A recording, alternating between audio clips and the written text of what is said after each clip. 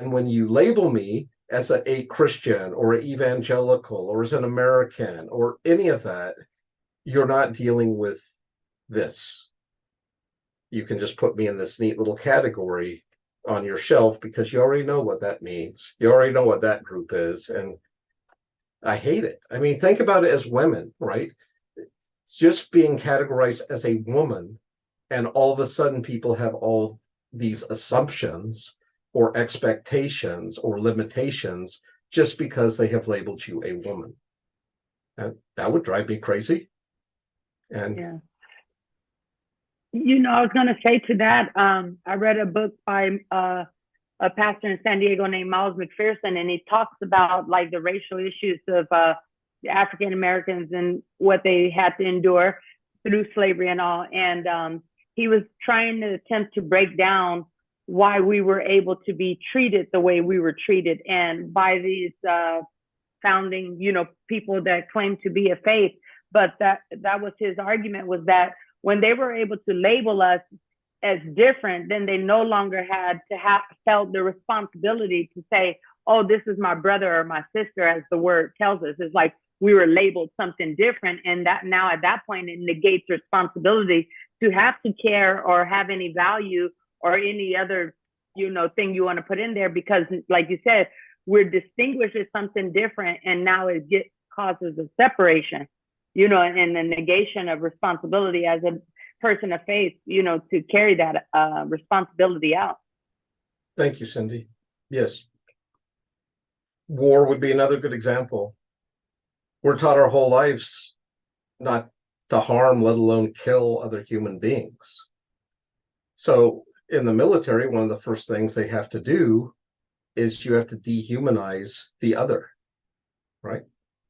The vilification, kill a commie for your mommy, the evil Huns, the whatever label we want to put on other people. We see this living out in real time right now in Palestine-Israel conflict, where people are enculturated from a young age. Not all, but in these extreme groups among certain Zionists or Hamas or Hezbollah, they're bringing up their children to hate the other, and there's a dehumanization of the other. And children believe what they're told, right?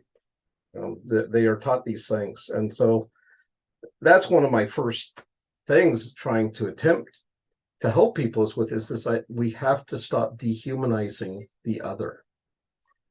We have to treat them as individuals, as other selves made in the Well, image of God from a Christian perspective. Yeah, I would say the bright side of that is that we just can't kill people normally. Like, we have to do this dehumanization. So that's the blessing in that we just can't, go get our mail and mail, out the mailbox and kill someone at random. We have to have this dehumanizing, thing in our mind to take place in order to do that. I mean, if there was any bright side to that. Yeah.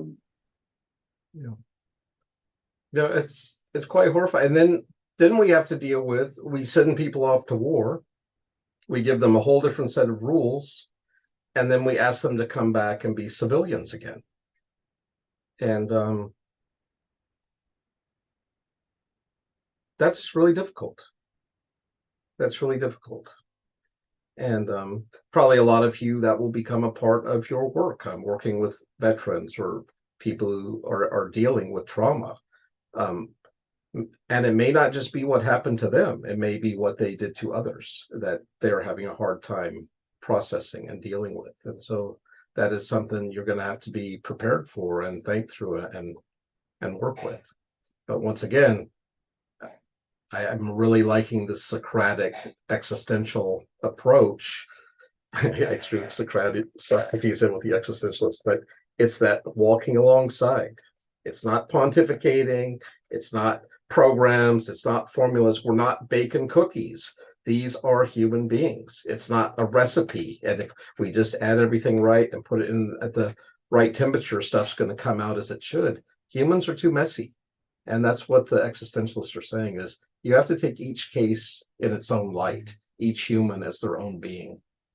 Yeah, we may share things as a species or as being part of the same culture or religion or something or ethnicity, whatever that may be, but we're all still individuals within those groups. Oh, we talked about this a little bit last week. Truth is subjective. Dr. Blackburn, Yes. this is Tracy. Yes, I think your words were so well spoken there with regard to veterans Oh, thank you. because of the fact that a lot of times we're led to believe that PTSD has to do with the trauma that they endured during the war, which is true. But taking it one step further, it's also the going against what they were taught in youth and by their parents to not hurt others, to not maim or kill or be cruel. And then when they go to war, that's off the table.